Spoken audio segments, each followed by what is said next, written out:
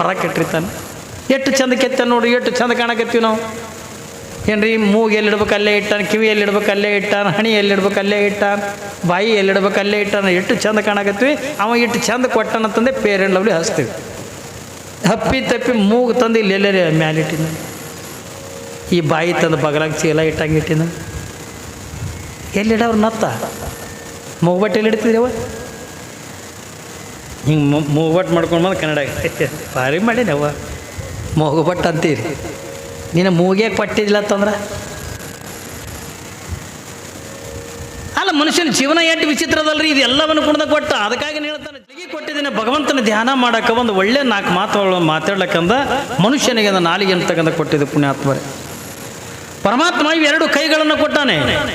ಕೈ ಎದಕ್ಕೆ ಕೊಟ್ಟಾನ ತಗೊಂಡೆ ಕೇಳಿದ್ರೆ ಇನ್ನೊಬ್ಬರಿಗೆ ಅಂದ ಹೊಡಿಲಕ್ಕಲ್ಲ, ಕೆಟ್ಟ ಕಾರ್ಯಗಳನ್ನು ಮಾಡೋಕ್ಕಲ್ಲ, ಕೆಟ್ಟದನ್ನು ಮುಟ್ಟಕ್ಕಲ್ಲ. ಈ 2 ಕೈಗಳನ್ನು ಎದಕ್ಕೆ ಕೊಟ್ಟಾನ ತಗೊಂಡು ಕೇಳಿದ್ರೆ ಒಂದು ಕೈ ಒಳಗಂದ ಪರಮಾತ್ಮನ ಸ್ವರೂಪವಾಗಿರ್ತಕ್ಕಂಥ ಇಷ್ಟಲಿಂಗ ಇಟ್ಕೊಳಕ್ಕೆ, ಇನ್ನೊಂದು ಬಲಗೈ ಎದಕ್ಕೆ ಕೊಟ್ಟಾನ ತಗೊಂಡು ಕೇಳಿದ್ರೆ ದಾನ ಧರ್ಮ ಮಾಡಕ್ಕೆ. ಏನ್ರಿ, ನಾವು ಒಳ್ಳೆಯದನ್ನೇ ಮುಟ್ಟಬೇಕು, ದಾನ ಧರ್ಮಾದಿಗಳನ್ನೇ ಮಾಡಬೇಕು. ಇವತ್ತು ಮನುಷ್ಯನಿಗೆ ಪಾದ ಎದಕ್ಕೆ ಕೊಟ್ಟನ ತಗೊಂಡು ಕೇಳಿದ್ರೆ ಪುಣ್ಯಕ್ಷೇತ್ರಗಳಿಗೆ ಹೋಗೋಕ್ಕೆಂದ ಕೊಟ್ಟನು, ಹೊರತಾಗಿ ಕೆಟ್ಟ ಸ್ಥಳಗಳಿಗೆ ಹೋಗೋಕ್ಕೆಂದ ಕೊಟ್ಟಿಲ್ಲ. ಅದಕ್ಕಾಗಿನೇ ಆ ಪರಮಾತ್ಮೆಯಿಂದ ಏನಂತೀವಿ ನಾವು, ಈ 84 ಲಕ್ಷ ಜೀವರಾಶಿಗಳೊಳಗೆ ಶ್ರೇಷ್ಠವಾಗಿರ್ತಕ್ಕಂಥ ಜನ್ಮ ತಿಳ್ಕೊಂಡ್ರೆ ಮನುಷ್ಯ ತಿಳ್ಕೊಂಡ್ರೆ ಯಾಕಂತೀವಿ ಅಂತಂದ್ರೆ ಪರಮಾತ್ಮ ಇಟ್ಟೆಲ್ಲ ಸ್ಪೆಷಾಲಿಟಿ ಕೊಟ್ಟಾನ ನಮಗೆ. ಹೌದಲ್ರಿ, ಇಟ್ಟೆಲ್ಲ ಕೊಟ್ಟಾನ. ಇದ್ರಾಗ ಅಪ್ಪಿತಪ್ಪಿ ಅಂದ ಒಂದೇ ಕೊಟ್ಟಿದ್ದಿಲ್ಲ ತಗೊಂಡ್ರ ಹಿಂದೆ ಹೇಳ್ತಾರಲ್ಲ, ಜೇಡರ ದಾಶಿಮಾರು ಒಂದು ಮಾತು ಹೇಳ್ತಾರೆ, ಕಡಿಗಿಲಿಲ್ಲದ ಬಂಡಿ ಹೊಡೆಗೆಡಬಹುದು ಮಾಂಬುದೆ, ಕಡಿಗೀಲು ಬಂಡಿಗಾಧಾರ ಕಡು ದರ್ಪ ಬೇರಿದ ಒಡಲೆಂಬ ಬಂಡಿಗೆ ಮೃಡ ಶರಣರ ನುಡಿ ಗಡರವೆ ಕಡಿಗೀಲು ಕಾಣ ರಾಮನಾಥ. ಎಷ್ಟು ಚಂದದ ಇದು ಕೇಳಕ್ಕಿಂತ ಶರಣರು ವಚನ ಸಾಹಿತ್ಯಗಳನ್ನು ಬರೆದ್ರು. ಶರಣರು ವಚನಗಳನ್ನು ಬರಿಬೇಕಾದ್ರೆ ಸುಮ್ಮನೆ ಬರಲಿಲ್ಲ, ಉದಾಹರಣೆಗಳನ್ನು ಕೊಟ್ಟಂದು ಬರೀತಾರೆ ವಚನ ಸಾಹಿತ್ಯವನ್ನ. ನೋಡ್ರಿ, ಅವ್ರು ಜೇಡರ ದಾಶಿಮಾರಿ ಏನಂತಾರೆ, ಕಡಿಗೆ ಇಲ್ಲಿಲ್ಲದ ಬಂಡಿ ಹೊಡೆಗಡಬಹುದು ಮಾಂಬುದೆ. ಯಾವನೋ ಒಬ್ಬ ದೊಡ್ಡ ಶ್ರೀಮಂತ, ಅವ ಎಟ್ರು ಮಟ್ಟಿಗೆ ಅಂದ್ರೆ ಶ್ರೀಮಂತ ಹತ್ತುಕೊಂಡು ಕೇಳಿದ್ರೆ ಇಡೀ ಆ ಊರಾಗಿಂದ ಅವನಟ ಶ್ರೀಮಂತರು ಯಾರು ಇದ್ದಿದ್ದಲ್ಲ, ಸುಮಾರಿಂದ ಏನಂತೀವಿ 200 ಎಕರೆ ಜಮೀನ, ಸುಮಾರು 40-50 ಎತ್ತುಗಳದಾವೆ, ಏನೆಲ್ಲ ಮನೆ ತುಂಬ ಆಳು ಮನುಷ್ಯರದಾರೆ. ಅಷ್ಟೆಲ್ಲ ಶ್ರೀಮಂತನಾಗಿರ್ತಕ್ಕಂಥ ಆ ಶ್ರೀಮಂತನಿಗೆ ಒಂದು ಆಸೆ ಆಯ್ತು. ಏನು ಆಸೆ? ಒಂದು ಎತ್ತಿನ ಬಂಡಿ ಮಾಡಿಸ್ಬೇಕು. ಎತ್ತಿನ ಗಾಡಿ ಅಂತೀವಲ್ಲ ನಾವು, ಎತ್ತಿನ ಗಾಡಿ ಮಾಡಿಸ್ಬೇಕು. ಆ ಎತ್ತಿನ ಗಾಡಿ ಎಂಥದ್ದು ಮಾಡಿಸ್ಬೇಕಂತ ಕೇಳಿದ್ರೆ ಇಡೀ ನಮ್ಮ ಇಂಡಿ ತಾಲೂಕಿನೊಳಗೆ ಯಾರೂ ಮಾಡಿಸಿರಬಾರ್ದು, ಇಡೀ ಬಿಜಾಪುರ ಜಿಲ್ಲಾದೊಳಗಿಂದ ಯಾರೂ ಮಾಡಿಸಿರಬಾರ್ದು, ಅಂಥ ಎತ್ತಿನ ಗಾಡಿ ಮಾಡಿಸ್ಬೇಕು ಅಂತ ಆಸೆ ಆಯ್ತು. ಯಾವಾಗಿಂದ ಆಸೆ ಆಯಿತು? ಊರಾಗಿಂದ ಬಡಿಗೆ ಓಡೋದು ತಗೊಂಡಿರ್ತಾರಲ್ಲ, ಏನ್ರಿ, ಅವನ ಹತ್ರ ಬಂದ, ಏನಪ್ಪಾ ಬಡಿಗೆ, ಒಂದು ನಾನು ಇಂಥ ಸುಂದರವಾಗಿರ್ತಕ್ಕಂಥ ಎತ್ತಿನ ಬಂಡಿ ಮಾಡಬೇಕಲ್ಲ, ಭಾಳ ಚೆನ್ನಾಗಿರ್ತಕ್ಕಂಥ ಬಂಡಿ ಮಾಡಬೇಕು, ಮತ್ತು ನೀ ಮಾಡ್ತೇನೆ ತಗೊಂಡು ಕೇಳಿದಾಗ, ಸಾವ್ಕಾರ ನಾ ಹೇಳದಂಥ ಕಟ್ಟಿಗೆ ತಂದು ಕೊಡ್ರಿ, ನಾ ಮಾಡ್ತೀನಿ ಬಂಡಿ. ನಾ ಹೇಳದಂಥ ಕಟ್ಟಿಗೆ ತಂದು ಕೊಡ್ರಿ. ಎಂಥ ಕಟ್ಟಿಗೆ? ಸಾಗೋನಿ ಕಟ್ಟಿಗೆ ಬೇಕು. ಸರಿ ಆಯಿತು, ಸಾಗೋನಿ ಕಟ್ಟಿಗೆ ತಂದು ಕೊಟ್ಟ. ಸುಮಾರು 50,000 ರೂಪಾಯಿ ಖರ್ಚು ಮಾಡಿ ಏನ್ರಿ ಸಾಗೋನಿ ಕಟ್ಟಿಗೆ ತಂದ. ಮತ್ತು ನೀನು ಮಾಡೋ ಕೂಲಿ ಎಷ್ಟು ಹೊತ್ತುಕೊಂಡು ಕೇಳಿದ್ರೆ ಅವನು ಹೇಳ್ತಾನೆ, ನನ್ನ ಮಾಡೋ ಕೂಲಿನೇ 50,000 ರೂಪಾಯಿ ಅದ ಒಂದು ಎತ್ತಿನ ಬಂಡಿ ತಯಾರು ಮಾಡಕ್ಕೆ. 50,000 ರೂಪಾಯಿ ಮಾಡೋ ಕೂಲಿ ಕೊಟ್ಟಾನ, 50,000 ರೂಪಾಯಿದಿಂದ ಕಟ್ಟಿಗೆ ಕೊಟ್ಟಾನ. ದಿವಸ ಅಲ್ಲ, ವಾರ ಅಲ್ಲ, ತಿಂಗಳಲ್ಲ, ಸುಮಾರು 4-5 ತಿಂಗಳಿಂದ ಸಮಯ ತಗೊಂಡು ಇಂಥ ಸುಂದರವಾಗಿರ್ತಕ್ಕ ಎತ್ತಿನ ಬಂಡಿ ತಯಾರು ಮಾಡ್ದ. ಸಾವ್ಕಾರಿಗೆ ಅಂತ ಹೇಳ್ದ, ಸಾವ್ಕಾರ ನೀವು ಹೇಳ್ದಂಥ ಬಂಡಿ ತಯಾರಾಗ್ಯದ, ನಿಮ್ಮದು, ನಿಮ್ಮ ಬಂಡಿ ನೀವು ಒಯ್ಬೋದು ಮನೆಗೆ. ಸರಿ ಹೋಗಿ ನೋಡ್ದ. ಸಾವ್ಕಾರ್ಗ ತನ್ನ ಬಂಡಿ ನೋಡಿ ತನಗೆ ನೆದರಾದಂಗೆ ಆಗಕತ್ತಿತ್ತು. ಅಷ್ಟು ಚೆನ್ನಾಗಿರ್ತಕ್ಕಂಥ ಬಂಡಿ ತಯಾರು ಮಾಡಿದ ಬಡಿಗೌಡ. ಕೊನೆಗೆ ಶ್ರೀಮಂತ ವಿಚಾರ ಏನು ಮಾಡ್ದ, ಅಲ್ಲ ಬರೀ ಕಟ್ಟಿಗೆಗೆ 50,000 ರೂಪಾಯಿ ಕೊಟ್ಟಿನಿ, ಆ ಬಡಿಗೆನಿಗೆ ಮಾಡುವಂಥ ಕೂಲಿ 50,000 ರೂಪಾಯಿ ಕೊಟ್ಟಿನಿ, ಅದಕ್ಕೆ ಮತ್ತೆ ಇದಕ್ಕೆ ಎತ್ತಿನ ಬಂಡಿಗೆ ಅದು ಎತ್ತುಗಳು ಎಂತ ಇರಬೇಕು ಹೇಳ್ರಿ, ಅಂಥ ಕಿಮ್ಮತ್ತಿನ ಬಂಡಿ ಕಿಮ್ಮತ್ತಿನ ಎತ್ತುಕೊಳ್ಬೇಕಲ್ರಿ. ಅವು ಕೊಯ್ದು ನನ್ನಂತವು ಹಿಂಗೆ ತೆಳ್ಳನ್ನು ಒಯ್ದು ಕಟ್ಟೋದು ಚೆಂದ ಕಾಣ್ತಾವೆ. ಪಾಪ ಇಡೀ ಸಂತೆ ಅಂತ ತಿರುಗಾಡಿ ಕಮ್ಮಿ ಅಂದ 2 ಲಕ್ಷ ರೂಪಾಯಿ ಅಂತ ಖರ್ಚು ಮಾಡಿ ಎತ್ತುಗಳು ಹಿಂಗೆ ತಿಂದು ಸೊಕ್ಕೇರಿರ್ತಕ್ಕಂಥ ಊರುಗಳನ್ನ ಖರೀದಿ ಮಾಡ್ದ. ಸೋಮವಾರ ದಿವಸ ಬಡಿಗೌಡಗೆ ಏನಂತ, ನಾನು ಸೋಮವಾರ ದಿವಸದಿಂದ ನಾನು ಬಂಡಿ ನಾನು ಒಯ್ತೀನಿ. ಆಯ್ತು ರೀ ಸಾವ್ಕಾರ ವೈರ್ ಎತ್ತುಕೊಂಡ. ಏನಪ್ಪ ಸಾವ್ಕಾರ ಬಂಡಿ ಮಾಡಿಸನತ್ತೆ 3 ಲಕ್ಷ ರೂಪಾಯಿ ಖರ್ಚು ಮಾಡ್ಯಾನ, ಅದು ಎಂಥದ್ದು ಇರ್ಬೇಕು, ನಾನು ನೋಡ್ಬೇಕು, ನೀ ನೋಡ್ಬೇಕು, ಇಡೀ ಊರು ಹೆಣ್ಣ ಗಂಡ ಕೂಡ ಆ ಬಡಿಗೌಡ್ರ ಮನೆ ಮುಂದೆ ಸೇರೋದು. ನೋಡ್ತಾರೆ, ಇವ್ವ ಎಷ್ಟು ಚಂದದ ಗಾಡಿ, ಮಾಡಿಸ್ಬೇಕ್ರಿ, ಇಂಥ ಗಾಡಿ ಮಾಡಿಸ್ಬೇಕು. ಗಂಡ್ಮಕ್ಳು ಮಾತಾಡ್ತಾರೆ, ಒಂದು ಕಡೆ ಹೆಣ್ಮಕ್ಳು ಮಾತಾಡ್ತಾರೆ. ಯಾವಾಗಂದ ಎತ್ಕೊಳ್ಳೋದಿಂದ ಕೊಳ್ಳ ಕಟ್ಟದ ಸಾವುಕಾರಂದ ತಲೆಗಂದ ಹಳದಿ ರುಮಾಲ ಹೆಗಲ ಮ್ಯಾಗ ಹಸಿರು ಶಾಲ ಹೆಗಲ ಮ್ಯಾಗಂದ ಬಾರ್ಕೋಲ್ ಹಾಕೊಂಡು ಎತ್ತಿನ ಹಗ್ಗ ಹಿಡ್ಕೊಂಡು ನಿಂತ ನಾವು ಒಬ್ಬನೇ ಕುಂದ್ರದಾಗ ಏನು ಚಂದದ ಅದಕ್ಕೆ ಒಂದು 4-5 ಮಂದಿ ಬರ್ರಿ ಎತ್ತಿ ಕೊಡೋದು 4-5 ಮಂದಿ ಬಂಡ್ಯಾಗ ಕುಂದ್ರಿಸ್ಕೊಂಡ. ಯಾವಾಗಿಂದ 4-5 ಜನರಿಗೆಂದ ಬಂಡೆಗೆಂದ ಕುಂದ್ರಿಸ್ಕೊಂಡ. ಏನು ನೋಡ್ಬೇಕು, ಪೂಜೆ ಆಯಿತು, ಕಾಯಿ ಬಡದ 2 ಗಾಲಿಗೆ ನಿಂಬೆ ಕೈ ಇಟ್ಟ, ಏನು ಊರು ಮಂದಿಗೆಂದ ಪೇಡೆ ಹಂಚದ, ಏನೆಲ್ಲ ಸ್ವೀಟ್ ಹಂಚದ ಬಡಿಗೌಡ. ಮತ್ತು ಎತ್ತಿನ ಗಾಡಿ ಮುಂದಕ್ಕೆ ಬಿಡ್ಲಿ ಅನ್ನತ್ತಂದ. ಸರಿ ಆಯ್ತ್ರಿಪ್ಪ, ಎತ್ತಿನ ಗಾಡಿ ಮುಂದಕ್ಕೆ ಬಿಡ್ರಿ. ಮೊದಲೇ ತಿಂದು ಸೊಕ್ಕೇರಿ ತೆಗೆದು ಹೊರಗಳಿದ್ದು ಯಾವಾಗಂದ ಎತ್ತಿನ ಡುಬ್ಬಿಗೆಂದ ಸ್ವಲ್ಪ ಕೈ ಹಚ್ಚದ, ಎತ್ತುಗಳು ಓಡಕತ್ತು.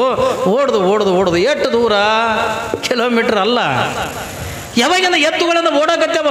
ಎಷ್ಟು ದೂರ ಹತ್ಕೊಂಡು ಕೇಳಿದ್ರೆ ಒಂದು 3-4 ಮಾರ ಏನ್ರಿ ಎತ್ತಿನ ಬಂಡಿ ಮುಂದಕ್ಕೆ ಹೋಗಿದ್ದೆಲ್ಲ ಅಷ್ಟು ಕಿಮ್ಮತ್ತಿನ ಮಾಡಿರ್ತಕ್ಕಂಥ ಬಂಡಿ ಒಂದು 4-5 ಮಾರ ಮುಂದಕ್ಕೆ ಹೋಗಿಲ್ಲ, ಬಿದ್ದು ಮುರ್ಕೊಂಡು ಹೋಗ್ಬಿಡ್ತು. ನೋಡಿ ಒಂದು 4-5 ಮಾರನ ಮುಂದೆ ಹೋಗಿಲ್ಲ. ಯಾವಾಗಿಂದ ಬಂಡಿ ಬಿದ್ದು ಮುರ್ಕೊಂಡು ಹೋಗಿಬಿಡ್ತು. ಆ ಬಂಡಿಯಾಗಿರ್ತಕ್ಕಂಥ ಸಾವುಕಾರ ಬಿದ್ದ, 4-5 ಜನರು ಕೂಡ ಬಿದ್ದರು. ಯಾವಾಗಿಂದ ಸಾವುಕಾರಿಗಿಂದ ಅಪಮಾನ ಆಗಿಬಿಡ್ತು.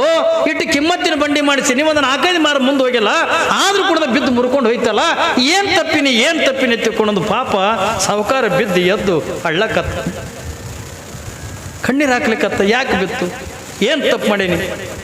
ಕೊನೆಗೆಂದ ಬಡಿಗೌಡನಿಗೆಂದ ಕೇಳ್ತಾನ, ಬಡಿಗೌಡ ಆಮದನ್ನ ನಡೆಸೋದ್ರೊಳಗೆ ನಾ ಏನು ತಪ್ಪಿನೇನು?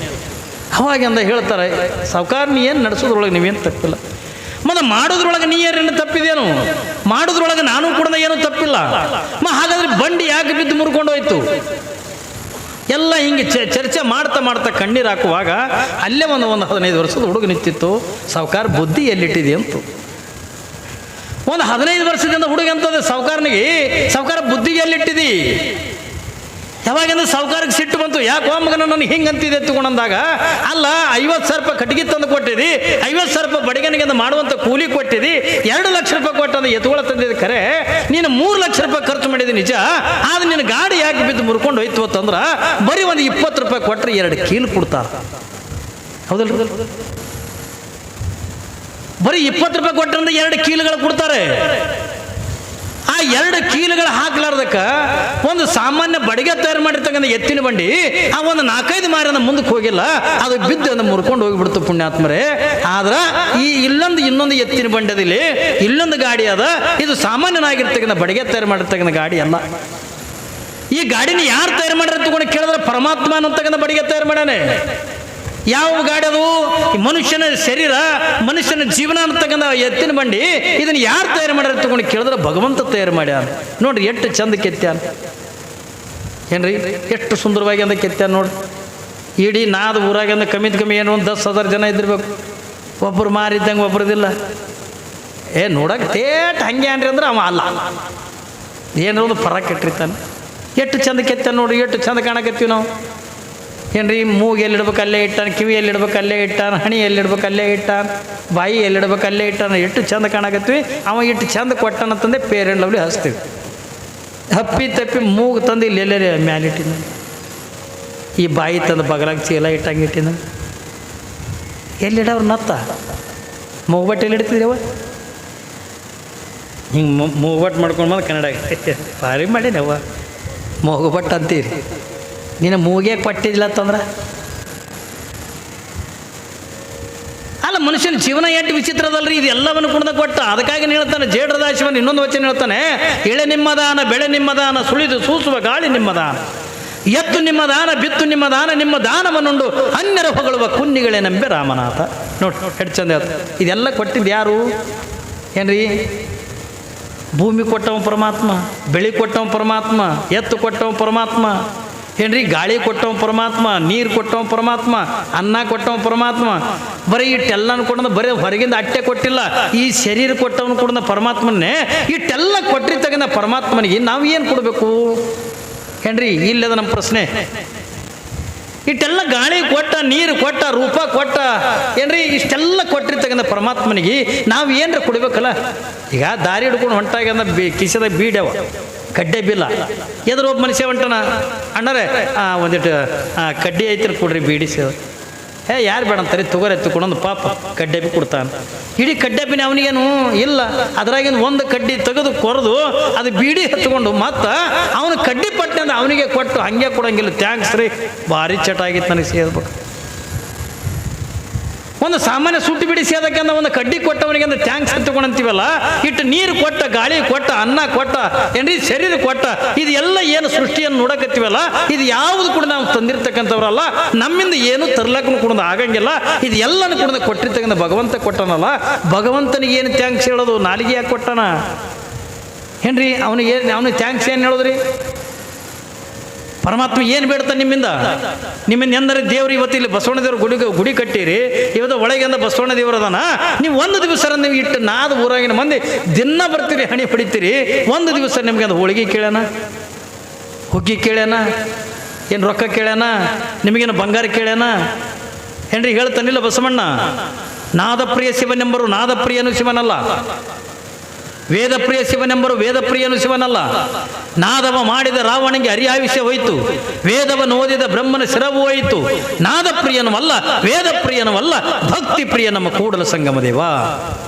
ಪರಮಾತ್ಮ ನಮ್ಮಿಂದ ಏನು ಬೇಡ್ತಾನೆ ತಗೊಂಡು ಕೇಳಿದ್ರ, ನಮ್ಮಿಂದ ರೊಕ್ಕ ಕೇಳಂಗಿಲ್ಲ, ಬಂಗಾರ ಕೇಳಂಗಿಲ್ಲ, ಹೋಳಿಗೆ ಹುಗ್ಗಿ ಇದು ಯಾವುದು ಕೂಡ ಕೇಳಂಗಿಲ್ಲ. ಆದ್ರೆ ಪರಮಾತ್ಮ ಏನು ಕೇಳ್ತಾನೆ ತಗೊಂಡು ಕೇಳಿದ್ರೆ, ನಿನ್ನಲ್ಲಿರ್ತ ನಿಶ್ಚಲವಾಗಿರ್ತಕ್ಕಂಥ ಭಕ್ತಿಯಿಂದ ಅವನು ಧ್ಯಾನ ಮಾಡಿಬಿಟ್ರೆ ಸಾಕು, ನೀನು ಅವನು ಋಣ ತೀರಿಸ್ದಂಗ. ಅವ್ನು ಬರೀ ಅವ್ನು ಧ್ಯಾನ ಮಾಡೋದಟ್ಟೆ ಸಾಕು ಏನ್ರಿ? ನಮ್ಮ ಊರಾಗ ಒಬ್ಬ ಅದನ್ರಿ ಭಾರಿ ದೇವ್ರ ಮೇಲೆ ಭಕ್ತಿ ಅನ್ರಿ, ಭಾರಿ ಧರ್ಮ ಅಂತ. ಏನು ಮಾಡ್ತಾನೆ ಅಂಥ ಧರ್ಮದ ಕೆಲಸ ಅಂದ್ರೆ ಊದಿನ ಕಡೆ ತೊಗೊಂಡು ಎಲ್ಲ ಗುಡಿಗಳಿಗೆ ತಿರುಗಾಡ್ತಾನೆ. ಅವೇ ಎರಡು ಊದಿನ ಕಡೆ ತಗೋದು, ಬಸವಣ್ಣ ದೇವ್ರಿಗೆ ಬರೋದು, ಅಲ್ಲೇ ಹಚ್ಚೋದು, ಅಲ್ಲೇ ಬೆಳಗೋದು, ಮತ್ತು ಆರಿಸೋದು ಅಲ್ಲೇ, ಮತ್ತು ಅವೇ ಊದಿನ ಕಡೆ ತೊಗೊಂಡು ಹನುಮಂತರ ಗುಡಿಗೆ ಹೋಗೋದು. ಏನು ಮಾಡಿದ್ರೆ ಅವ್ನು ತೊಗೊಂಡು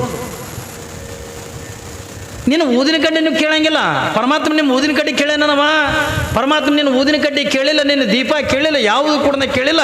ಒಳಗೇನೈತಲ್ಲ ನಿಜವಾಗಿರ್ತಕ್ಕಂಥ ದೀಪ, ನಿಜವಾಗಿರ್ತಕ್ಕಂಥ ಪರಮಾತ್ಮ ಎಲ್ಲಿ ಅದನ್ನ ತಗೊಂಡು ಕೇಳಿದ್ರೆ, ನಮ್ಮ ಒಳಗೆ ಅದನ್ನಲ್ಲ, ನಮ್ಮ ಒಳಗಿರ್ತಕ್ಕಂಥ ಪರಮಾತ್ಮನ ನಾವು ನೋಡಬೇಕಾಗಿತ್ತು ಅಂತಂದ್ರೆ ನಾವು ಏನು ಮಾಡಬೇಕಾಗಿಲ್ಲ. ಭಗವಂತ ಪರಮಾತ್ಮ ಪರಮಾತ್ಮ ಶಿವಶಿವ ಶಿವಶಿವ ನಾಲ್ಕು ಮಾತಾ ಏನ್ರಿ ಒಳ್ಳೆ ಮಾತಾಡೋದ ಭಗವಂತನ ಧ್ಯಾನ ಮಾಡಿಬಿಟ್ರೆ ಸಾಕು, ಎಲ್ಲೋ ಇರ್ತಕ್ಕಂಥ ಪರಮಾತ್ಮ ನಮ್ಮ ಬಂದು ಪ್ರತ್ಯಕ್ಷನಾಕ.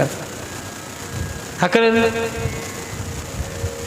ಹಿಂದೆ ಬಸವಣ್ಣವ್ರಿಗೆ ಒಂದು ಆಸೆ ಆಗಿತ್ತು, ಕಲ್ಪನೆ ಇರಲಿ ನಿಮಗೆ. ಬಸವಣ್ಣವ್ರಿಗೆ ಎಂಥ ಆಸೆ ಆಗಿತ್ತು? ಪ್ರಭುದೇವರಿಗೆ ಅಂದ್ರೆ ಏನರ ಒಂದು ಪ್ರಶ್ನೆ ಕೇಳ್ಬೇಕನ್ನಂಗೆ ಆಸೆ ಆಗಿತ್ತು ಅಂತ ನೋಡ್ರಿ. ಅವ್ರಿಗೆ ಹೆಂಗೆ ಆಸೆ ಆಗಿರ್ತದ?